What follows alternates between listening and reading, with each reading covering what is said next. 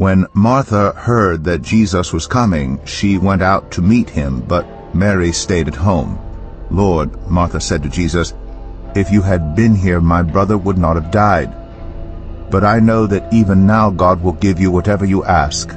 Jesus said to her, "Your brother will rise again."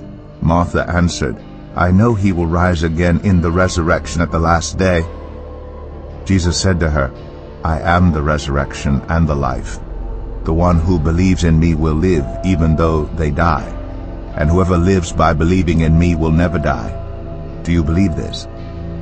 "Yes, Lord," she replied, "I believe that you are the Messiah, the Son of God, who is to come into the world." After she had said this, she went back and called her sister Mary aside. "The teacher is here," she said, "and is asking for you."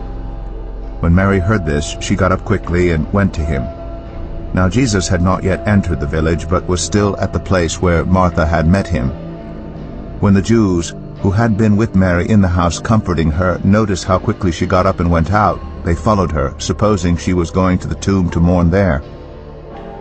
When Mary reached the place where Jesus was and saw him, she fell at his feet and said, "Lord, if you had been here, my brother would not have died." When Jesus saw her weeping, and the Jews who had come along with her also weeping, he was deeply moved in spirit and troubled. "Where have you laid him?" he asked. "Come and see, Lord," they replied. Jesus wept. Then the Jews said, "See how he loved him?" But some of them said, "Could not he who opened the eyes of the blind man have kept this man from dying?"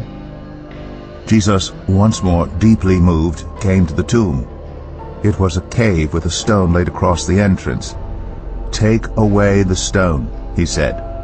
"But Lord," said Martha, the sister of the dead man, "by this time there is a bad odor, for he has been there 4 days." Then Jesus said, "Did I not tell you that if you believe you will see the glory of God?" So they took away the stone. Then Jesus looked up and said, "Father, I thank you that you have heard me. I knew that you always hear me, but I said this for the benefit of the people standing here, that they may believe that you sent me."